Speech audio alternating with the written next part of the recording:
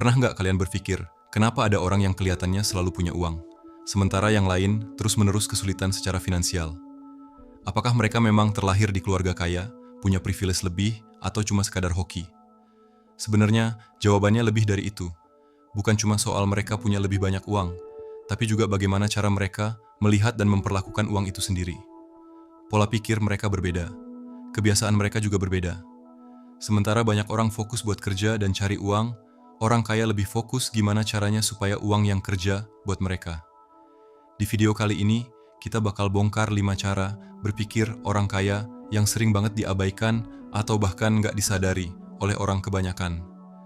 Siapa tahu, setelah nonton ini, kalian bisa mulai ubah mindset dan bikin hidup lebih stabil secara finansial. Jadi siap mengubah cara pandang dan meraih kesuksesan yang luar biasa? Mari kita mulai. Cara yang pertama, berani mengambil risiko yang terukur. Hidup ini nggak selalu tentang main aman. Kadang, kalau kita mau maju, kita harus berani ambil risiko. Tapi tentu saja, bukan berarti asal nekat tanpa perhitungan.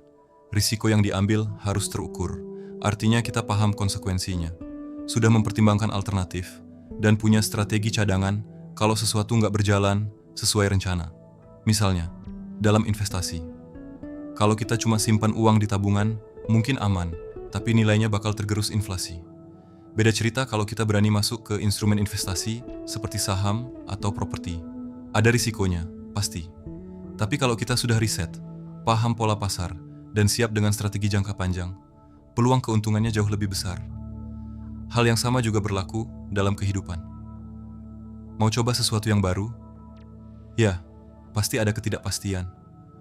Tapi kalau kita sudah belajar dari pengalaman orang lain, punya rencana matang, dan siap menghadapi tantangan, peluang suksesnya makin besar.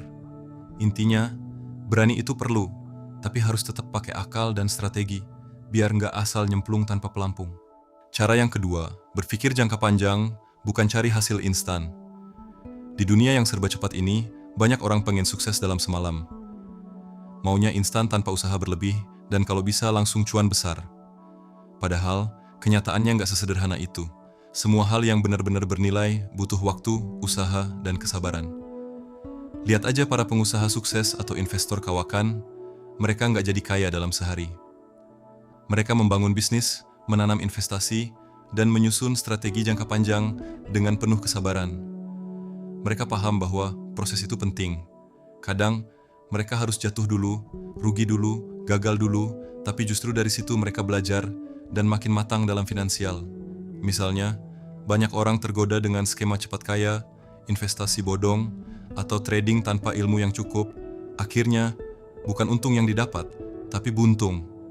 Padahal kalau mereka fokus pada strategi jangka panjang, seperti investasi di aset yang stabil, atau membangun passive income secara bertahap, hasilnya bakal jauh lebih aman dan menguntungkan di masa depan. Hal yang sama juga berlaku di kehidupan sehari-hari. Mau punya tubuh sehat? Ya, nggak cukup diet ketat seminggu terus berharap langsung langsing. Mau karir naik? Ya, harus sabar belajar, bangun koneksi, dan terus tingkatkan skill. Semua butuh proses. Jadi, daripada sibuk cari jalan pintas yang belum tentu aman, lebih baik fokus membangun sesuatu yang berkelanjutan. Karena sukses sejati itu bukan tentang siapa yang paling cepat, tapi siapa yang paling konsisten dan gak gampang menyerah. Cara yang ketiga, dikelilingi lingkungan yang mendukung pertumbuhan. Percaya atau enggak, lingkungan itu punya pengaruh besar dalam hidup kita. Coba deh perhatikan. Kalau kita sering nongkrong sama orang-orang yang pesimis, selalu ngeluh, dan gak punya semangat buat maju, lama-lama kita juga bakal kebawa. Sebaliknya, kalau kita ada di lingkungan yang isinya orang-orang positif, visioner, dan selalu cari peluang buat berkembang, mindset kita juga bakal ikut naik level. Sekarang tanyakan pada diri sendiri, apakah saya masih berpikir seperti orang miskin? Atau saya siap mengadopsi pola pikir orang kaya? Pola pikir orang miskin seringkali dipenuhi ketakutan, kebiasaan menyalahkan keadaan, dan sikap pasrah. Sementara pola pikir orang kaya adalah tentang mencari solusi, berani ambil kesempatan, dan selalu berpikir ke depan.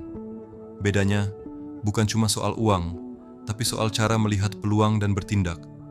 Perubahan memang enggak terjadi dalam semalam, tapi kalau kita mulai mengubah cara berpikir dan bertindak dari sekarang, hasilnya bisa luar biasa di masa depan. Mulai dari hal kecil, baca buku yang menginspirasi, belajar dari mentor yang sudah sukses, atau sekadar lebih banyak ngobrol dengan orang-orang yang punya mindset positif. Kamu nggak harus langsung punya lingkungan yang sempurna, tapi kamu bisa mulai menciptakan lingkungan yang lebih baik. Pilih teman yang bisa saling mendukung, ikuti komunitas yang membangun, dan berhenti membuang energi di tempat yang bikin stuck. Karena pada akhirnya, siapa kita 5 atau 10 tahun lagi, ditentukan oleh siapa yang ada di sekitar kita hari ini. Cara yang keempat, fokus menambah penghasilan, bukan hanya menghemat. Kenapa? Karena menghemat itu ada batasnya. Misalnya, kamu bisa berhenti jajan kopi di luar, pakai motor daripada mobil, atau cari promo setiap belanja. Itu memang bagus buat menekan pengeluaran, tapi tetap ada titik di mana kamu nggak bisa ngurangin lagi tanpa mengorbankan kenyamanan atau kebutuhan dasar. Sementara itu, kalau fokus ke menambah penghasilan, potensinya nggak terbatas. Coba pikir, daripada stres mikirin cara ngirit uang makan sampai cuma makan mie instan tiap hari, kenapa nggak cari cara buat nambah pemasukan, biar tetap bisa makan enak tanpa rasa bersalah? Gimana caranya? Banyak contohnya. 1. Kerja sampingan. Kalau kamu kerja kantoran dari Senin sampai Jumat, coba cari freelance di waktu luang. Misalnya, kalau jago desain, bisa buka jasa desain logo atau edit foto. Kalau suka nulis, bisa jadi penulis artikel atau copywriter lepas. Sekarang banyak platform seperti Fiverr atau Upwork yang bisa jadi tempat cari klien. 2. Bisnis kecil-kecilan. Mulai dari yang simpel aja. Misalnya, kalau suka masak, bisa jualan makanan dari rumah. Atau kalau hobi crafting, bisa cari barang unik di pasar lokal, terus dijual lagi secara online dengan harga lebih tinggi. Yang penting, mulai dulu dari modal kecil dan lihat apakah bisa berkembang. 3. Investasi. Kalau punya tabungan lebih, jangan cuma ditaruh di rekening, coba belajar investasi. Entah itu di saham, reksadana, atau bahkan emas. Investasi ini penting buat memastikan uang kamu terus berkembang, bukan cuma diam di tempat dan tergerus inflasi. 4. Tingkatkan skill agar naik gaji. Cara yang kelima, melihat uang sebagai alat, bukan tujuan akhir. Banyak orang kerja siang malam banting tulang sampai lupa istirahat cuma buat ngejar uang. Memang uang itu penting, nggak ada yang bisa menyangkalnya. Tapi kalau kita cuma fokus pulang uang tanpa tahu buat apa, kita bisa kehilangan arah dan malah nggak menikmati hidup. Coba pikir deh, buat apa punya banyak uang kalau akhirnya kamu nggak pernah punya waktu buat diri sendiri atau keluarga? Atau lebih parah, sibuk kerja terus sampai kesehatan terganggu. Uang itu cuma alat, bukan segalanya.